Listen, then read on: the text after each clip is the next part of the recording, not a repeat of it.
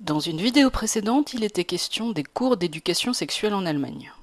Rappelons qu'en Allemagne, la prostitution et le proxénétisme sont considérés comme des métiers à part entière. Si bien qu'un manuel scolaire d'éducation sexuelle, édité par le mouvement du planning familial, proposerait aux élèves de discuter des meilleures prestations que pourrait offrir un bordel à ses clients. En France, la loi abolitionniste nous préserve au moins de cela pour le moment, puisqu'acheter un acte sexuel est un délit, même si c'est encore ancré dans les mœurs masculines. 3 séances d'éducation à la sexualité sont prévues par an. Ce n'est pas énorme, seulement, depuis la loi Schiappa, le bruit court que le gouvernement voudrait légaliser la pédophilie, parce que cette loi n'a pas retenu d'âge minimum de consentement à un rapport sexuel.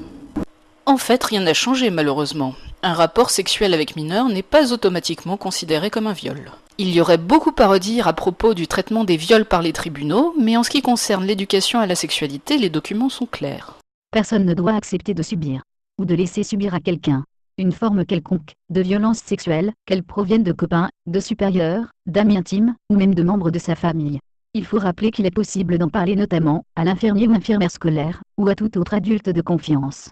Et qu'il existe un numéro de téléphone gratuit et anonyme, le 119. Le contenu du programme d'éducation à la sexualité pour le collège et le lycée est accessible en ligne et comporte 10 thèmes. Cependant, rien n'est dit pour le programme de l'école primaire. De mon point de vue, il y a du valable et du discutable. La pornographie étant partout, il me paraît judicieux de rappeler ce qu'elle est, une exploitation commerciale de la sexualité, tout comme la prostitution ou le tourisme sexuel par exemple. C'est l'objet du thème numéro 7. La question des violences sexuelles doit également être abordée.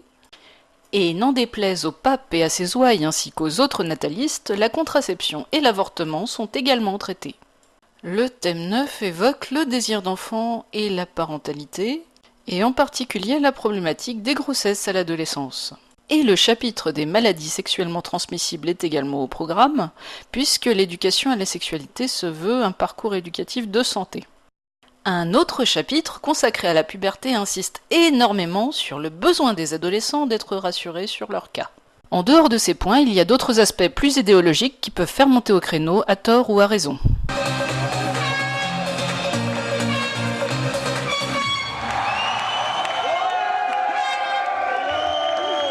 Merci à tous, merci de votre accueil. Mais de quoi avez-vous peur? Oui, de quoi avez-vous peur? C'est la question que j'ai envie de vous poser. De quoi avez-vous peur au final? Simplement qu'on vienne dire aux enfants, tu sais, on t'a dit que tu étais une fille ou un garçon, c'est pas tellement sûr, il faut peut-être que tu t'interroges. Vous avez peur qu'une fille devienne un garçon et un garçon une fille? Non, mais je reprends l'anecdote du pape. On remet en question auprès d'eux ce qu'ils sont, leur identité de garçon ou de fille. Ça n'est pas normal et ça n'est pas sain et ça ne les aide pas qu'on vienne dire. Mais qui on vient de dire? Qui on? Mais par exemple, sur recommandation de l'éducation nationale, heureusement, beaucoup de d'enseignants, j'en suis convaincue, ne le font pas, j'en suis bien d'accord. Aucun ne le fait. Mais excusez-moi, le SNUIPP, par exemple, recommande la déconstruction des stéréotypes de genre.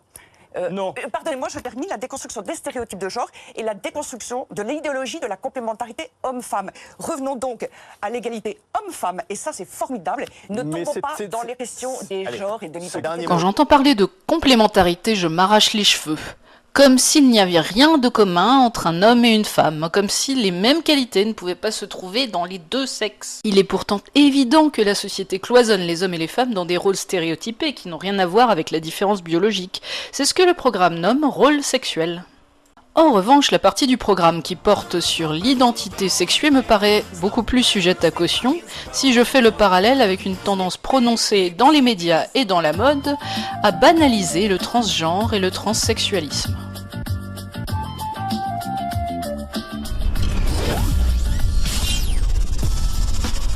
Si une personne souhaite changer de sexe, ça la regarde, seulement désormais l'état civil doit se plier à son choix quand bien même elle n'aurait pas subi d'opération. Donc si je comprends bien, l'État s'est mis dans l'obligation de reconnaître pour femmes des individus pourvus d'un pénis. On n'arrête pas le progrès. Puisque le droit lui-même la valide, il n'est pas étonnant que le programme mentionne la possible discordance d'identité sexuée, c'est-à-dire se sentir femme dans un corps d'homme ou inversement. En plus d'évoquer le transsexualisme, le programme d'éducation à la sexualité est engagé contre le sexisme et l'homophobie définis comme une forme de sexisme.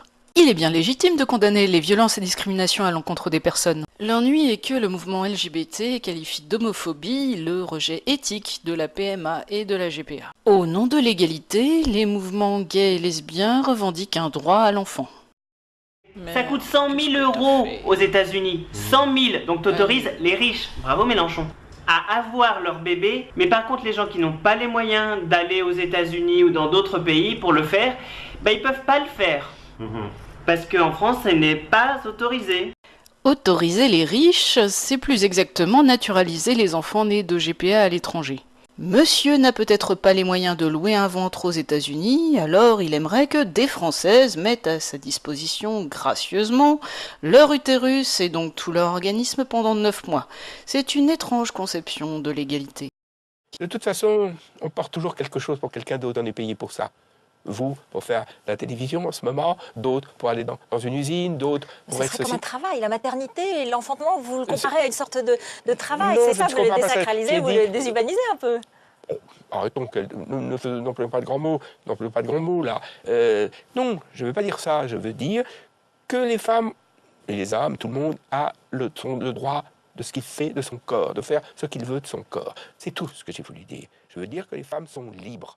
Pour en revenir au programme d'éducation à la sexualité, il insiste beaucoup sur le relativisme culturel, en refusant tout enseignement normatif. Mais est-ce aux élèves de construire leurs propres normes ? Je note également qu'une partie des outils pédagogiques proposés sont l'objet de marques déposées. Je suppose donc que l'éducation nationale paie des droits à des sociétés privées pour s'en servir. Enfin, le portail eduscol.fr comporte toujours un lien vers le site onsexprime.fr que je trouve pour le moins déplacé dans un contexte scolaire. Il est probable que le contenu de l'éducation à la sexualité évoluera encore puisque ces grandes lignes sont définies par des organisations internationales. Pour conclure, le programme de l'éducation nationale en l'état n'est pas une invitation à la pédophilie, seulement il existe par ailleurs des mouvements d'apologie de la pédophilie, y compris au sein de partis politiques. Dans ces archives du parti, des documents qui rappellent que certains membres des Verts, dans les années 80, voulaient légaliser la pédophilie. Surfant sur la vague Peace and Love des années 70, ils voulaient libérer la sexualité au risque d'aller trop loin. Les réseaux pédocriminels existent, ouvrons l'œil.